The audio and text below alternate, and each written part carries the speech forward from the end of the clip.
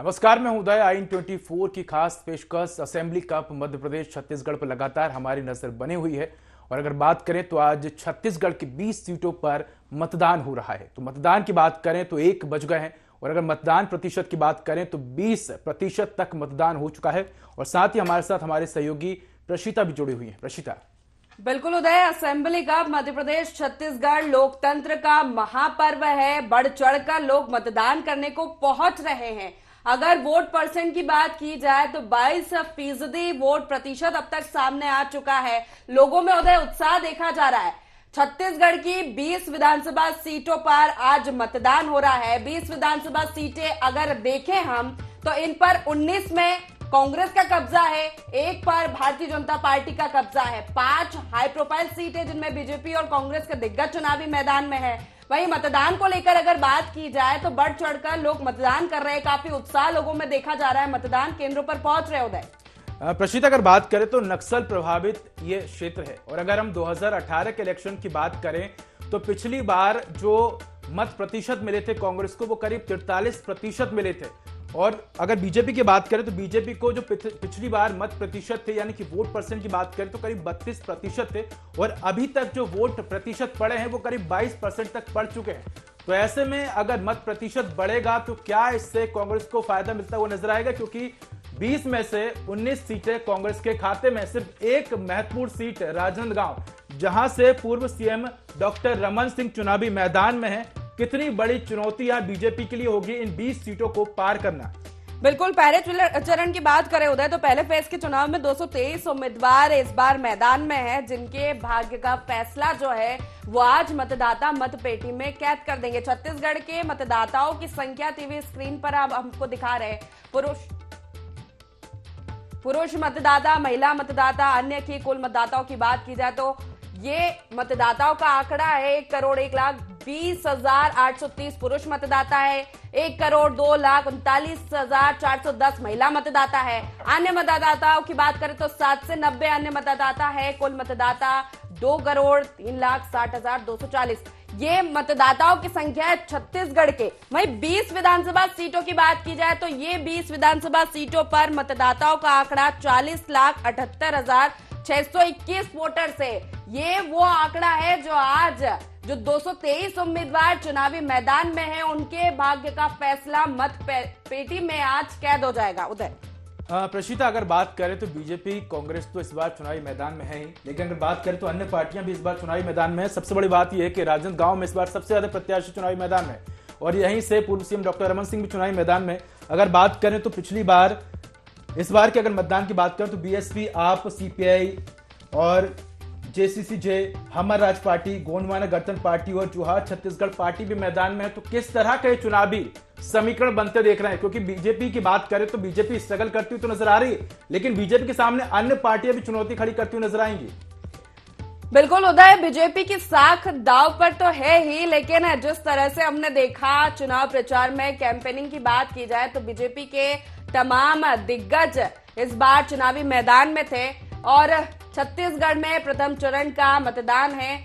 40,78,000 मतदाता आज वोट का मत का उपयोग करेंगे। उम्मीदवारों की अगर बात करें, विधानसभा सीटों की बात की जाए उदय, यहाँ पर तो 5 हाई प्रोफाइल सीटें हैं।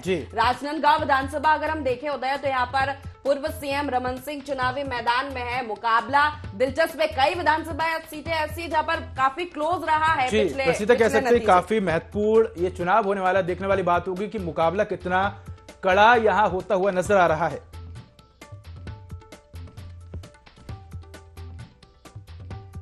तो आपको बता दें प्रशिता, अगर बात करें तो हमने देखा था, सुबह की तस्वीरें भी देखी थी पूर्व सीएम डॉक्टर रमन सिंह की, जब वो वोट करने जा रहे थे तो घर पर हमने देखा कि वो पूजा पाठ करते हुए जा रहे थे।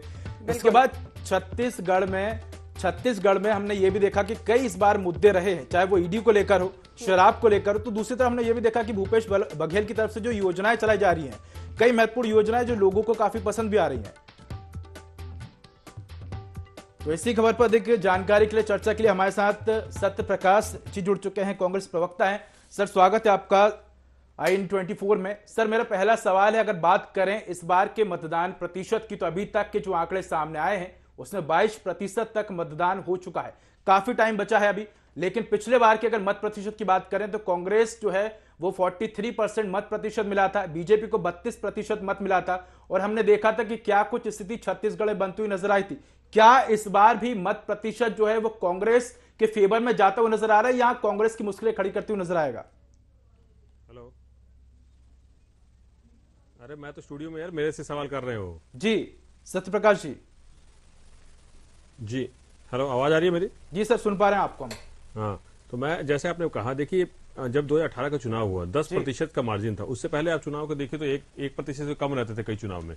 तो जनता को जो 15 साल में हुआ, जो सर एक बात और मैं ऐड ऑन करना चाहूंगा। अगर हम 2003 से लेकर 2018 तक के चुनाव की बात करें, 3 है, 8 है, इसके बाद सॉरी माफ कीजिए 13 है, इसके बाद 18, हमने देखा है कि जैसे जैसे कांग्रेस का मत प्रतिशत बढ़ा है, कांग्रेस की सीटें भी बढ़ी और बीजेपी को खासा नुकसान होता हुआ नजर भी आया है।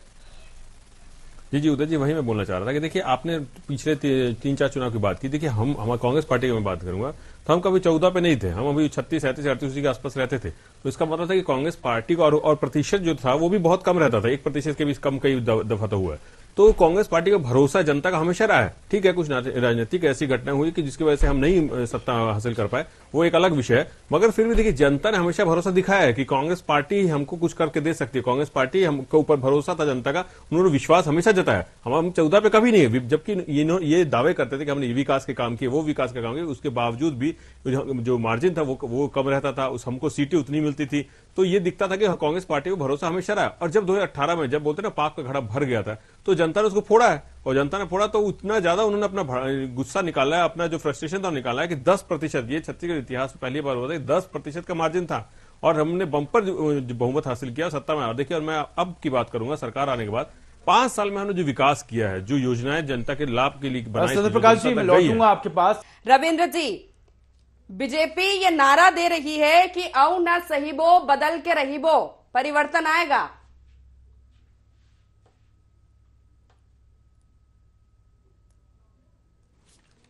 रविंद्र जी, मेरी आवाज मिल पा रही है आपको? हाँ, मेरी आवाज आ रही है आप तक? बिल्कुल बिल्कुल बिल्कुल बिल्कुल परिवर्तन होगा, पर कांग्रेस को उखाड़ के फेंक देंगे, क्योंकि छत्तीसगढ़ की जनता ने मन बना लिया है। मन इसलिए बना लिया है कि ये सरकार पूरी तरह असफल रही है, पूरी तरह भ्रष्ट रही है ये सरकार।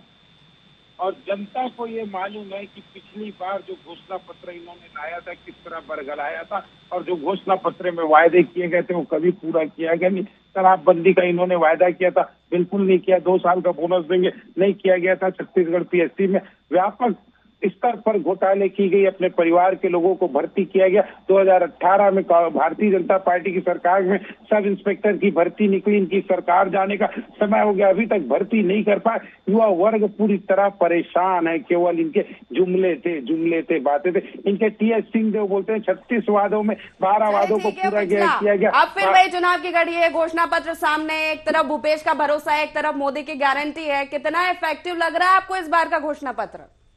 सबसे बड़ी बात तो इनके घोषणा पत्र में विश्वसनीयता का संकट है। इनके घोषणा पत्र पे कोई भरोसा करेगा नहीं। अब भारतीय जनता पार्टी ने एक लाइन साथ में लिखा है कि मोदी की गारंटी है, मतलब हम जो देंगे ठोस कॉन्क्रीट की तरह देंगे। इनकी तरह 36 वादों में 12 वादों को पूरा नहीं करेंगे। एक एक पॉइंट टू पॉइंट हम अपने घोषणा पत्र के जो वायदे हैं उसको पूरा करेंगे। अच्छा, घोषणा पत्र तो अपनी जगह, लगातार जिस तरह से स्कीम आ रहे हैं इनके, जिस तरह महादेव ऐप पे 500 से ज्यादा करोड़ लेने का उसके मालिक ने बोला, तो भूपेश बघेल में इतनी नैतिकता और शर्म भी नहीं है कि उनको अब तक इस्तीफा दे देना चाहिए था। मैं एक उदाहरण दूंगा, लाल कृष्ण आडवाणी पे जब हर्षद मेहता जी के समय लाल डायरी में नाम आया था तो उन्होंने कहा कि मैं तब तक संसद नहीं जाऊंगा जब तक कि दोष सिद्धि नहीं हो सकता। और छत्तीसगढ़ के मुख्यमंत्री यहाँ घूम रहे, उनके बेटे पे और उन पर, वहां के मालिक ने कहा कि मैंने पैसा दिया। बात करें तो 15 साल के विकास को जनता ने देखा है आपके, और 5 साल में जो विकास हुआ है जनता ने उसको भी देखा है। ऐसे में 15 साल बनाम 5 साल के विकास को लेकर ये वोट प्रतिशत होने वाले हैं, मतदान पड़ने वाले हैं। अगर बात करें पिछले चुनाव 2018 की, तो आपने तस्वीरें देखी है, 20 सीटों में से सिर्फ 18 सीटें आपके खाते में आई थी। इस बार अगर बात करें तो कई मुद्दे हैं, स्थानीय मुद्दे भी अलग हैं, और नेशनल लेवल पर बात करें तो हमने देखा कि शराब घोटाला भी है और कई बड़े मुद्दे जो हैं वो कांग्रेस के साथ ही जनता की नजर में भी है। तो क्या इस बार बीजेपी परिवर्तन करते हुए नजर आएगी या पिछले बार की तरह ही बीजेपी को संतुष्टि करनी पड़ेगी? नहीं, देखिए क्या होता है, शिकारी जब जाल फैलाता है ना तो कभी कभार कुछ चीजें फंस जाती है। वैसे ही फंस गए थे भारतीय जनता पार्टी के उस 15 साल के बाद कांग्रेस ने जब घोषणा पत्र लाया, छत्तीसगढ़ की जनता को लगा कि भाई कांग्रेस इतने सारे वायदे कर रही है, वो जाल फेंक दी और छत्तीसगढ़ की भोली भारी जनता, मैं कह रहा हूँ, फंस गई। लेकिन वो अब बार बार नहीं फंसेगी, एक आध बार फंस जाते हैं, बाकी उसका। ठीक है, सत्य प्रकाश जी हमारे साथ जुड़े हुए हैं, उनसे भी जान लेते हैं। सत्य प्रकाश जी, रविंद्र जी का कहना है कि भोली भाली जनता जो है वो फंस गई थी 2018 में, लेकिन अभी नहीं फंसने वाली है। देखिए प्रशिता जी, ये सबसे पहले तो बोलूंगा, ये छत्तीसगढ़ जनता का हर बीजेपी ने एक ठेका ले रखा है, प्रकाश जी, छत्तीसगढ़ जनता का अपमान कर रहा है। चीज मैं ऐड करना मतलब चाहूंगा। वो आप जनता कीजिए, मैं समझदार आपको नहीं बीच है, में रोक रहा हूं। वो एक पढ़ी और लिखी चीज जनता, ऐड वो करना समझदार चाहूंगा जनता सत्य है, प्रकाश वो जी। जानती है कि जी यहां पर हमने देखा कि कांग्रेस का घोषणा पत्र आने में थोड़ा वक्त लगा। ऐसे में बीजेपी का यह भी आरोप था कि कांग्रेस का जो घोषणा पत्र वो बीजेपी की कॉपी है। कहीं ना कहीं कांग्रेस इसलिए घोषणा पत्र देने में रुकी ताकि वो देख सके कि बीजेपी क्या कुछ नई योजनाएं लेके आती है, उस अनुसार हम अपना घोषणा पत्र लाएंगे। कितने आरोपों को आप सही मानते हैं, ये भी बताइएगा। देखिए वही मैं बोल रहा था कि देखिए कॉपी पेस्ट की मैं इसमें बजाव दे, तो पहले कॉपी पेस्ट की राजनीति तो ये कर रहे हैं। हमने जो 17 वादे जो चुनावी सभाओं में किए थे, वो सारे के सारे इन्होंने कॉपी पेस्ट मारे हैं। चाहे वो प्रधानमंत्री औषधालय की बात करें, हमारे प्रधानमंत्री चल रहा है, बस फ्री की बात करिए, मेडिकल की बात कर लीजिए, हमारी फ्री शिक्षा की बात करिए, इन्होंने 2 लाख देने की बात की, सिलेंडर की बात कर लीजिए। हालांकि वो ठीक है, ये धोखा है, एक साथ बीपीएल परिवार को देंगे, बाकी को नहीं। और दूसरी बात है, यूपी की जनता को नहीं देंगे, एमपी की जनता को नहीं देंगे, गुजरात की जनता को नहीं देंगे, और केंद्र में इनकी सरकार पूरे भारत को नहीं देंगे, मगर चुनाव के तहत ये छत्तीसगढ़ में देंगे। तो कॉपी पे फ्री बस सर्विस सत्यप्रकाश जी, मैं आपको रोकना चाहूंगा, समय का अभाव है। सारा अंतिम प्रतिक्रिया रविंद्र सिंह जी से लूंगा। रविंद्र सिंह जी, जिस तरह के जवाब जो है सत्यप्रकाश सिंह जी ने दिए, छोटी सी और संक्षिप्त प्रतिक्रिया आपसे जाना चाहूंगा, बस 1 सेकंड।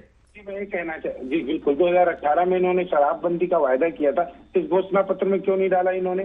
2 साल का बोनस देंगे बोले थे, क्यों नहीं डाला? हम कॉपी पेस्ट नहीं कर रहे हैं, जनता के विचार है, जनता की घोषणा पत्र में चलिए, क्यों नहीं डाले आप लोग घोषणा पत्र में? ठीक है, ठीक है, ठीक है, बहुत शुक्रिया आप दोनों का, रविंद्र जी ने सत्य प्रकाश जी हमारे साथ जुड़ने के लिए, चर्चा के लिए। तो छत्तीसगढ़ में पहले चरण का मतदान है, 20 विधानसभा सीटों पर मतदान होता है। अब तक के वोटिंग परसेंट की बात करें तो 44% मतदान हो चुका है। IND24 लगातार आप तक अपडेट्स पहुंचाता रहेगा, बने रहिए IND24 के साथ।